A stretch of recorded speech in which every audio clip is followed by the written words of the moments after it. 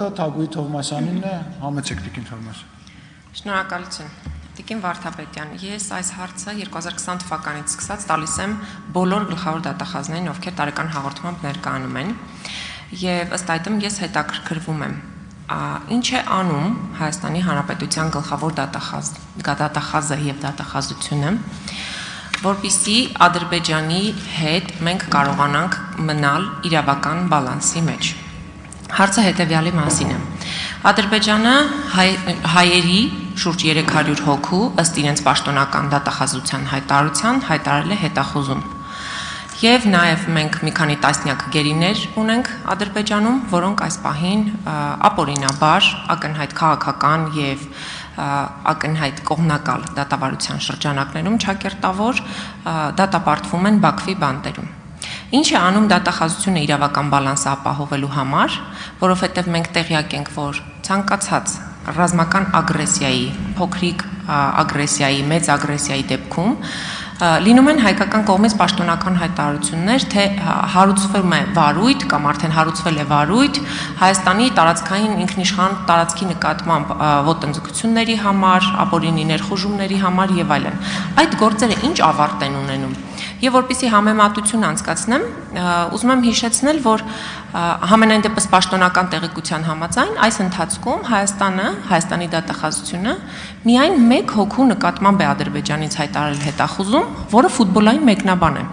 Ադրբեջանի ռազմաքաղաքական ղեկավարությունը մեր իրավապահների տեսադաշտում չկա։ Ինչու այն դեպքում, երբ որ նրանք ակնհայտորեն մտել են Հայաստանի սուվերեն տարածք դուրս չեն գալիս, կան հարուցված վարույթներ եւ այդ վարույթների շրջանակներում երևի թե ինչ որ քննություն է իրականացվում, բայց այդ քննության արդյունքում մենք չենք տեսնում ադրբեջանական կողմի որևէ, չասեմ պատիժ, բայց գոնե նմանվող մի բան։ Շնորհակալ եմ։ Տիկին Թովմասյան, շնորհակալ եմ հարցի համար, դուք եթե սխալվում եմ ինձ ուղեք, նաև գրավոր եք նմանատիպ հարցումներ մեզ ուղարկում, այո, եւ մենք վստահ եմ, հիշում եք, որ մեկ անգամ նմանատիպ զրույց ունեցել ենք, նաև գրավոր եմ ձեզ արձագանքել, որ վարույթները պաշտպանված են գաղտնիության ռեժիմով եւ տեղեկատվության ազատության մասին օրենքը հնարավորություն չի տալիս առկա տեղեկատվությունը փոխանցելու։ Հիմա շարունակում են նույն կանոնը առկա լինել եւ նույնիսկ ամենամեծ ցանկության դեպքում ես հրապարակային եւ ոչ հրապարակային տեղեկատվություն տրամադրել ձեզ չեմ կարող։ Միայն կարող եմ ասել, որ անուշադրության մատնված վարույթ չունենք ձեր նշած ոլորտում եւ նախաքննությունն ընթացքի մեջ է։ Հուսամ ըմբռնումով եք մոտենում իմ պատասխանին, սա որևէ կերպ նպատակ չունի խուսափել ձեր հարցի պատասխանելուց, ուղղակի որպես իրավաբան ես հստակ գիտակցում եմ ինչ է նշանակում գաղտնիության ռեժիմի խախտում եւ ստիպված եմ նորից վկա կոչելով գաղտնիության ռեժիմը ձեր հարցին բովանդակային չանդրադառնալ։ Շնորհակալ եմ։ Արձագանք։ Շնորհակալություն, Տիկին Վարդապետյան, ամեն առիթով այդ հարցը տալու եմ, որովհետև ես դեռ չեմ տեսնում որևէ գործողություն, որը կարող է նմանվել այն իրավական բալանսի պահանջարկին, որը որ մենք ցանկացած հայ զգում է, այսինքն եթե Ադրբեջանի դատախազությունը կարող է հայ պաշտոնյայի նկատմամբ հարուցել հետախուզում, քրեական վարույթ, ինչու չի կարող անել նույն բանը գլխավոր դատախազը Հայաստանի։ Սա այսպես։ Եվ երկրորդ արձագանքի իրավունքից օգտվելով երկրորդ հարցն եմ ուզում հնչեցնել, 2024 թվականին մեծ շուկով հայտարարվեց, որ կոռուպցիոն գործարք է բացահայտվել, էկոնոմիկայի նախկին նախարար Վահան Քերոբյանը կալանավորվեց, մի շարքավորվեց, բայց այդ գործի ընթացքը մենք չհասկացանք ուր գնաց, եւ ես ուզում եմ ձեր ուշադրությունը հրավիրել ազգային ժողովի նախագահի հայտարարությունների վրա, որը հայտարարել է, որ իրավապահները սխալվել են այդ գործով։ Ինչու եք սխալվում, ինչու եք սխալ մարդկանց կալանավորում եւ առավել եւս համարձակվում սխալմամբ կալանավորել ազգային ժողովի նախագահի եղբոր տիկնոջը։ Շնորհակալություն։ Տիկին Թովմասյան, նախորդ ձեր արձագանքի կապակցությամբ մեկ պարզաբանում կարողի եւ չկարողի մասին չի խոսքը։ Ես չգիտեմ ինչ ռեժիմով է քննվում այլ երկրում արկա քրեական վարույթը, մեր վարույթը գաղտնիության ռեժիմով է պաշտպանված եւ դա որևէ կերպ ինձ թույլ չի տալիս հրապարակային եւ ոչ հրապարակային ձևաչափով ձեզ տեղեկատվություն տրամադրել, կխնդրեմ այս առումով այս իգիտությունը ընդունել, ոչ թե կարողությունների տարբերության մասին է խոսքը, այլ տեղեկատվություն տրամադրելու իրավական ռեժիմների տարբերության մասին է խոսքը, մեր վարույթը պաշտպանված է գաղտնիության ռեժիմով եւ դա թույլ չի տալիս ինձ դրա մասին խոսել։ Երկրորդ հարցի կապակցությամբ, եթե ճիշտ հասկացա, հարցնում եք որտեղ է գործը գտնվում է դատարանում երկու մեղադրյալի վերաբերյալ հրապարակային բաց դատաքննություն է, ազատ է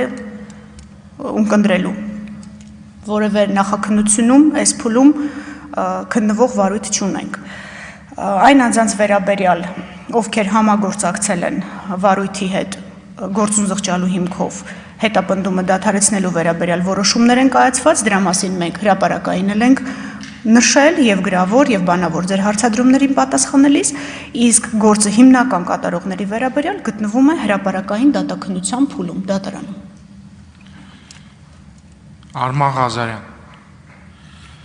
Տիկին Վարդապետյան, 11/08/2022 թվականին այժմնախկին պատգամավոր Սուրեն Մանուկյանը ձերբակալվել եւ կալանավորվել է։ Առևանգելու անմիջական ծածկած հիմնավոր կասկածի առկայության հիմքով։ 14/08/22 թվականին Երևան քաղաքի ընդհանուր իրավասության առաջինատանի դատարանը արձանագրել է, որ վարույթ իրականացնող մարմնի կողմից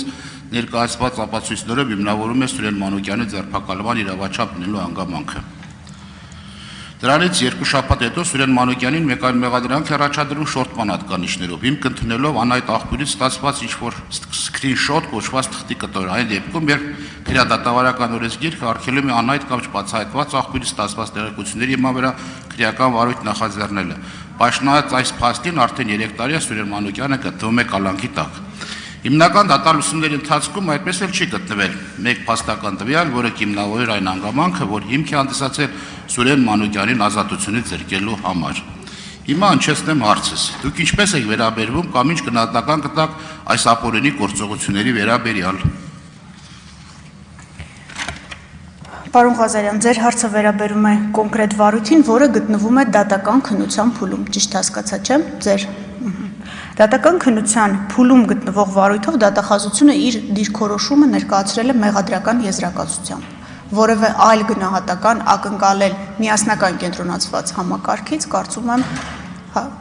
ձեզ համարել է պարզ, որ հնարավոր չէ, ես գնահատական տալ կոնկրետ վարույթով չեմ կարող եւ չեմ տալու։ Մեր դիրքորոշումը, եթե գործը գտնվում է դատարանում, ներկայացված է մեղադրական եզրակացության մեջ, եւ մենք հարգում ենք դատական քննության սահմանները եւ դատարանի անկախությունը եւ մեր գնահատականներով որևէ կերպ դատարանին չենք կաշկանդում։ Արձագանք։ Տիկին Վարդապետյան